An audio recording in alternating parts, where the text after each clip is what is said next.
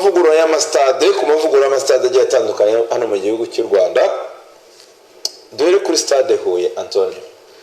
Nibyo reka duhere mu karere ka Huye. Muri stade ni stade igomba kuba ivugururwa iratangirana n'itariki ya mbere Gashyantare cyangwa se tariki ya mbere z'ukwezi gutaha kwa kabiri. Ni stade igiye kuvugururwa kugira ngo hongerweho indi myanya igera ku 2,000 nkuko inzego Ministeri ya Sport yariyo ishinzwe iyi stade cyangwa se ifite mu nshingano iyi stade yaje kuba ibitangaza ivuga ko nubwo babaye bacumbikiye hako ari kugira ngo u Rwanda rwakire imikino ya nyuma ya CHAN yaberaga hano mu Rwanda muri 2016 ariko nyuma stade iza kuza kukurwa mu stade ari ku rwego mpuzamahanga, yaje gukurwa ku stade ari ku rwego mpuzamahanga hano mu Rwanda. Yazize ibijyanye na n'ibikorwa remezo bitari mu karere ka Huye birimo mu karere ka Huye, ariko nanone hari na bimwe banengaga stade siritu cyane bavugaga ikijyanye no gukanaliza amazi muri ratapi mu kibuga kwita habyibuka neza ikipe y'igihugu ya South Africa yareze u Rwanda ko yakiniye mu mvura. Urumva iyi imvura iguye andi stade hari ukuntu baba barakanalije baraciye utuntu duhita tujyana amazi, utuntu tw'udutiyo barashyizemo ku buryo amazi ahita amanuka rwose ikibuga kikaba kirongeye kibaye kiryerye kirumutse. So rero kuri stade ya Huye ntago ariko bimeze, bisaba ko hajyamo akamashini kakabanza kakayasunika kakayakuramo. So rero mu byo bagiye kuvugurura nabyo birimo, ariko no kongera ikindi gice cy'imyangira ku 2,000 kizaba kiri hakurya usanugana ku muhanda nyine usanugana ku muhanda bagomba kongeramo indi myangira ku 2,000. Harimo umwanya urahanye ari ku muhanda, umwanya urahari rwose. Bazamanura bazana muri stade bameze nk'abazana muri stade ariko ari hejuru. So ubwo rero umwanya urahari bazaba uterekamo batebongeramo iyo myanya. Ikindi bazavugururaho ni ikijyanye n'igisenge cya VIP na VVIP na regular nyine hari hatwikiriye. Yego, bagomba kuba bahavugurura ku buryo amahuhwezi mu gihe imvura yabiguye mu gihe izuba ry'abaricanye abantu bicaye muri VVIP abantu bicaye muri VIP batagomba kuba bagerwaho ngo bya bice by'imbere bisatira hafi izira piste z'imirongo winjira ku kibuga. ngira ngo abantu barabibonye ejo bundi abantu baranyagiwe bahita bimuka bajya hejuru. Baranyagiwe biva ngombwa ko ubwo banyagiwe kandi ni VVIP izantebe z'umukara zimwe umuntu aba yishyuye inoti 20 cyane 3 bitewe n'umukino. So ubwo rero ubwo imvura yagwaga kuko byabaye nko ku mukino w'ikipe ya Rayon Sport na Mukura byabaye nk'uko abantu baguze muri VIP babazamura bakabageza inyuma kugira ngo ntibanyagire, niko byaje kuba bigiye ni deforero. So ubwo rero yo n'indi nenge ya stade nekereza ko rero ni stade nabonye rwose batangaza ko cyane abashinzwe ibikorwa remezo muri iriya Ministeri ya Sport baje kuba batangaza ko igomba kuvugururwa ikazaba mu gihe cy'amezi agera kuri 6 ngwera ku itariki ya mbere Gashyantare ndibuze kugeza kuri muri Nyakanga. Yego, 37 nubwo ni mu mpera z'ukwezi kwa karindwi. Yego, ubwo igomba kuba itwaye miliyari zigera muri 150 miliyari 150 z'amafaranga y'u Rwanda. Niyo mafaranga agomba kuba akoreshwa agenda kuri iyi stade y'akarere ka Huye. Navuga ko ubwo ikipe ya Mukura Victory Sport, ikipe ya Magaju Football Club, Paris Saint-Germain Academy namwe mu makipe agomba guhita ashaka handi hantu azakira imikino kwishyura. MD wa Mukura Musoni bagomba kujya kuri Kamena ko kuza Kigali byabavuna. None barakinira bagiye Muhanga. Muhanga ni nini na iriya stade ya Muhanga. Ni nini iriya stade ya Muhanga. Kamena Mukura nta mahirwe igihagira. Wowe mujyanye mu byo mahirwe n'imyinjirize kandi n'imyinjirize iragoye, ariko na sete ziva ku bibuga nta kintu ko match izabagora ni nk'iriya naho izindi zo ni ibisanzwe. Match ya APR bagomba kuyakirira nyine niyo nkubwiye match ziheruka kuhabera ubwo Mukuru z'abakiriya APR n'Amagaju z'abakiriya Sport nizo match zizagora, ariko izindi nta kibazo. Izindi nta kibazo no muri stade ntabwo basanzwe bayuzuza, bazazijyana Muhanga nicyo kintu cyakora. Muhanga ko tapi nayo yashaje. Muhanga ko tapi nayo yashaje barakirira tapi nayo ko yabaye urubito y'Muhanga baraza kwakirira Kigali. Ngira ngo babyibuka ubwo muri ni nyuma ubwo barimo bavugurura noza Kigali pe amakipe mwe akajya mu karere ka Muhanga. Ubonye ko stade none ntabwo yari nziza, ntabwo ari comfortable. Nayo uretse n'ibyo nayo bura nta amafaranga wayibona. Rose ira tribune wayikora haye amafaranga ko ho bameze nk'ahubatswe ikibuga gusa muri pitch, ariko ibijyanye bijyanye naho bicara abantu na vestiaire ntabwo bigeze babivuga. na vestiaire ntago ari ubwo rero urumva ko ari ikibazo. Kamena se ubwo ngubwo mu bindi bigomba kuba bivugururwa kuri stade n'ikibuga na tapi bazayisimbuza. Tapi nayo igomba bahite bayijyana i Nyagisenyi rero. Niko amakuru hari aho ngavuga. Nabonye ko iriya tapi igomba kujya mu kibuga cy'Inyamagabe hari Nyagisenyi kuri stade ya Nyagisenyi mu gihugu mukura nayo bwizazana Ministeri ya Sport izazana indi tapi binavuga ko yamaze no kubinatumizwa hanze y'u Rwanda. Yes, iyo ni stade ya mbere. Stade ya kabiri ni stade Amahoro. Stade Amahoro ubwo turi mu bijyanye n'amavugurura ku ma stade. Stade Amahoro nayo urabizi ko bayikora nta VAR yari iri. Yego. Kandi ni stade mpuzamahanga. Umwanya wa VAR wari uhari. Umwanya wa VAR wari uhari bawusizemo, ariko hasigaye gutumiza ibikoresho hanze. Yego. Iyi stade nayo iraza kuba ishyirwamo VAR. Nibikirashyirwamo VAR ize gutestingwa cyangwa se kugeragezwa. Navuga ko amahirwe dufite n'umusifuzi wabihuguriwe Mukansanga Sari Maladia. Ari umuntu wese wakwicazamo hariya muri VAR. Ubwo nyine kaba kabaye abaye bakubise icy'umutwe. Nakubwiye ko nta mushurindagira ikigo. Mu gihe abandi bari bahereye mu dukino tw'inyarugenge, barimo yihugura muri VAR muri Afurika y'Epfo, aragenda yikora amahugurwa y'amezi agera kuri angahe yihugura kuri VAR. Buri Mukansanga Sari Maladia n'umwe mu basifuzikazi cyangwa se abasifuzi bari mpuzamahanga bazaba bari hariya muri iriya ashaka nawe azakoresha amahugurwa. Niba hari abainstructeur baba barabihugurirwa aho bazaza bamusanga. So navuga ko rero ubwo icyo cyo guhugura kuri VAR cyangwa se cyo kuvugurura kuri stade Amahoro kijyanye na VAR ni kimwe, ariko nanone kare urabizi hari ikindi kibazo muri iriya stade Amahoro twahoze tunavuga inshuro nyinshi kijyanye na ascenseur. Yego. Ascenseur ya hariya cyangwa se iriya nyunguruzamugozi nayo ni ikindi kibazo, kuko abantu benshi bagiye baheramo inshuro nyinshi. Irazamuka ikayihera muri 5 neza ikabita ku stopa cyangwa se ngo yongere kumuvinga. Abantu bagiye baheramo inshuro nyinshi babitanzemo n'intuze ku buryo nayigiye kuba isimbuzwa. Ntago ari VAR yonyine, no gusimbuza ascenseur ni kimwe mu bindi bintu bizaba bikorwa. Ikindi abantu banavuze ni kijyanye na sound. Sound ya stade Amahoro iracyarimo amakaraza kandi inasaba support. So boro birasaba ko bari gushyiremo sound iri fixe, kuko nibamo nk'urwego ngubu rufite iriya stade mu maboko yayo cyangwa se mu minwe yayo, rukobrija nyuma yo kuyikodesha rukobrija no gushaka indi sound yawe ku giti cyawe kugira ngo ibintu byawe uzatambutsa bizabe bifinyuye cyangwa se ijwi rituragurika ritarimo amakaraza. So rero ikiriho nuko sound nayo igomba kuba irebwaho uburyo yakuvugururwa cyangwa se yahindurwa. Ikindi kigomba guhindurwa nk'ikibazo nacyo twabonaga Huye kijyanye n'amahuhwezi y'imvura, abantu bicaye muri Skybox, abantu bicaye muri Business Street, abo ngabo nabo yizuba rije cyangwa imvura iguye nabo byagaragaye ko bagerwaho n'icyo kibazo. Hari uburyo rero bagomba kuhakora bakahavugura mu rwego bijyanye n'igihe batwikira nyine.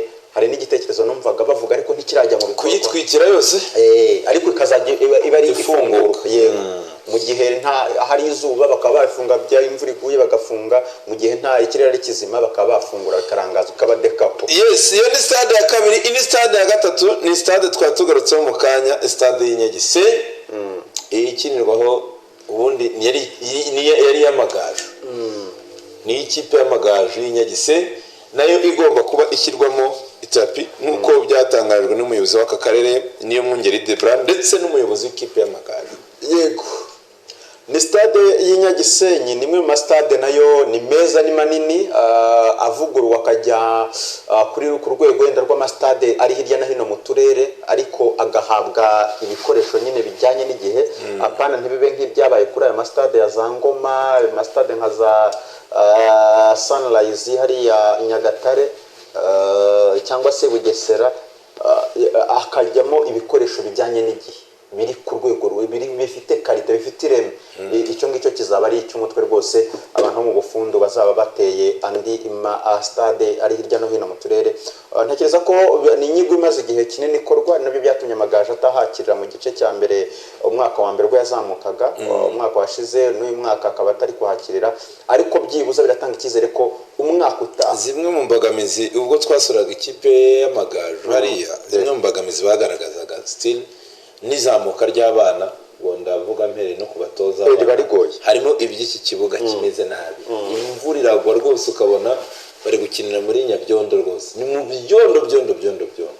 So ubwo rero ikitaramenyekana ubuyobozi bwo bukavuga ko tapi iri hafi kuza, ariko se baba baravuganye na Minisiteri ya Siporo cyangwa se n'akarere ka Huye kuba bahita babahirira, kugira ngo bahita babahirira iri muri ko ntabwo baza kwita bayijugunya, ntabwo bayijugunya, ni nzima cyane, ni nzima rwose. Ubwo rero ni ugutegeza tukareba, ariko cyaba ari igikorwa cyiza cyane ku ikipe y'Amagaju. Nibyo nakubwiraga nti Amagaju buriya impamvu nanayishyize yo na Rutsiro, amakipe ubona yitwaye neza n'amakipe adakinira iwayo. Amakipe byaye ngombwa ko amuvinga akagenda, ahubwo n'akarere ka Rutsiro karebereho gashaka uburyo gafata ikipe kayisubize mu rugo.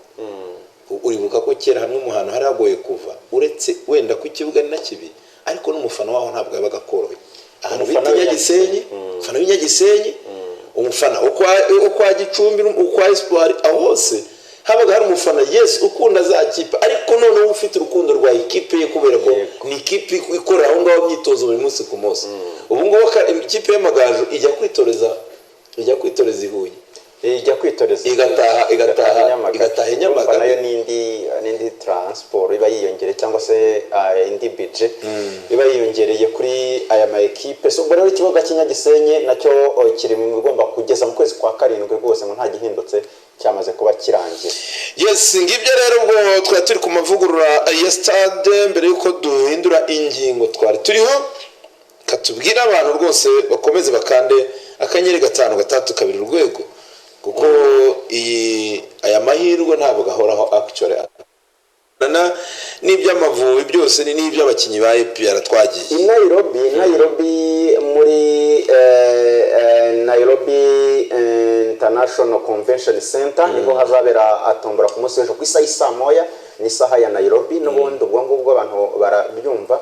Navuga ko ni tombora izaba igabanyije n'amakipe 17 kugeza ubu, ariko andi makipe biragomba kwitabira byose ngo CAF izabitangaza ku munsi w'ejo. So ubwo ayo makipe na yahe sasa? Amakipe 17 haracyabura ibihugu bibiri, harimo ekipe ya Kenya, Tanzania, Uganda. Izi kipe zigomba kwakira irushanwa, izo zizakira irushanwa. Hakaba ekipe ya Morocco, hakaba ekipe ya Guinea, hakaba ekipe ya Senegal, hakaba ekipe ya Mauritania, hakaba ekipe ya Niger, hakaba Burkina Faso, hakaba Nigeria, Central African Republic, Democratic Republic of Congo, Congo yindi, Sudan, Zambia, Angola ndetse na Madagascar. Harabura andi makipe abiri rero agomba kuba amenyekana. Ubwo muri ayo makipe abiri niho duhora dushakiramo umwanya u Rwanda. Yego, aho niho abantu bicara bakavuga bati u Rwanda birashoboka, u Rwanda barushyize muri poti ya 4, u Rwanda ruri muri poti ya 2, u Rwanda Stade Amahoro, ibintu ni byinshi. Ati Stade Amahoro hari ishobora kwakira itsinda, ibintu nk'ibyo rero. Harimo akavuyo kenshi, ariko ku munsi w'ejo ibintu byose bizakemuka muri hari Nairobi. CAF nayo ubwo ntekereza ko hari umwanzuro izabati n'umucyo izabishyira kuri ibi bihugu. Yego, hanyuma ubwo abakinyi babiri aba APRFC babagande bamaze kuba bakurwa muri squad y'ikipe. Nibyo, ni abakinyi bagera kuri babiri bamaze kuba bakurwa muri squad ya equipe ya Uganda Cranes ya CHAN 2024. Ni Denis Omedi, uyu nguyu yavuye mu ikipe ya Kitara FC, mu gihe uwitwa Hakimu Kiwanuka avuye mu ikipe ya Villa Sport Club, nawe yaje kuba ahambirizwa cyangwa se abwirwa ko atagomba kuguma muri camp kuko bamaze kuba basinyira ikipe ya APR Football Club. Twabivugagaho nyuma gusinyira APR ntabwo ukiri umukinyi ukina imbere mu gihugu. Bo bashaka ngo kunegosia bagura article nimwe yabarengera. Ubwo rero umutoza abagande bagashakaga kuba babugumana ko keretse aperi bafasha naperi ijya kubasinyisha bari bababwiye bati rwose twizere ko muzabaduha bakadufasha mu gikombe cya Afurika. Ariko abandi bakavuga ati izo zishobora no kuba zari kanuni cyangwa se kata zakoreshwege nko kumvikanisha ko ari abakinnyi ba aperi aho kumvikanisha ko ari abakinnyi bari ku rwego rwo hejuru igihugu nacyo kiba kibakeneye cyane burya ni nka chantage bakoresheje avuga ko kuko mu mategeko ntibyari gukunda niba kireka shani irangira hakora kuri 28 ariko izafungwa nyine nko kuyambira icyo ngicyo nicyo cyari ko ariko ubu ngubu ntibishoboka rwose byari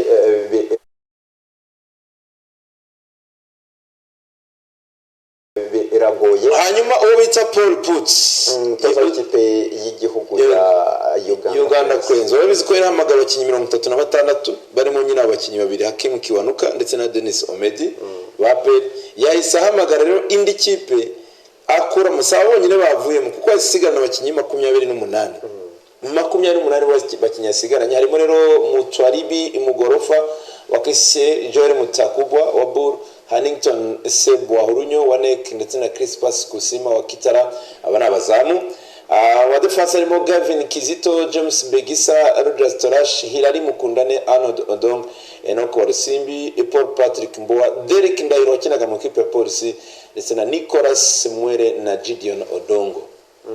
Hagati harimo Joel Selunjogi wa KCC Enoch Sebagaranek Ronald Sekiganda wa Villa Emmanuel Waswa wa Express Alan Okero Vipers Said Mayanja wa KCC ndetse na Patrick Jonah Kakande wa Villa.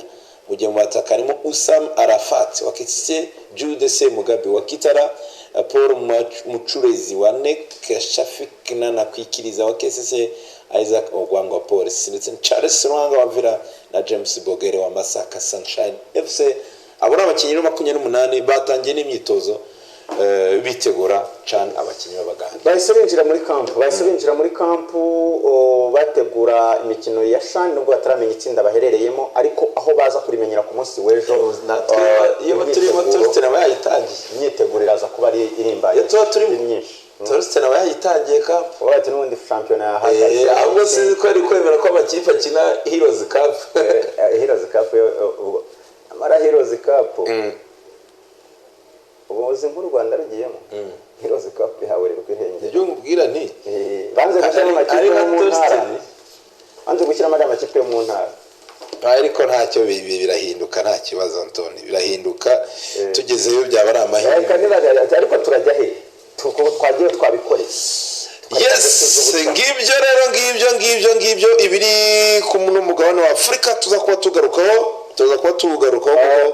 ikindi kirimo kuri aba bakinnyi twarimo tuvuga ba APR Football Club yaba Dennis Omedi ndetse na Hakim Kiwanuka n'abakinnyi bahise banasabwa n'ubuyobozi kuza bagakora imyitozo bakazitabira irushanwa ry'ubutwari irushanwa ry'ubutwari riraza kubatwereka iryo riza kubatwereka iryo sawa bundi irushanwa nk'iri kuza ukahitwa kuri irushanwa nk'iri kuri ni ikintu kiza ku mutoza Darkonovic ko ugiye kubabona mu yindi mikino nubwo nta kaboko ejo bundi yaratubwiye Huye mu kiganiro itangazamakuru Darkonovic n'abakinnyi bambwiye ko ari beza Simbaza ariko buriya twabivuze nawe yabisubiyemo ejo bundi mu twabivuze rwose hano nta amakipe hano mu Rwanda ntako iyo ari kugura abakinnyi nta consistency y'umutoza abakeneye kuko ibivuga ati n'ubundi se n'ubundi mu consistency ejo bundi nshobora kumwirukana ubwo kandi ari nako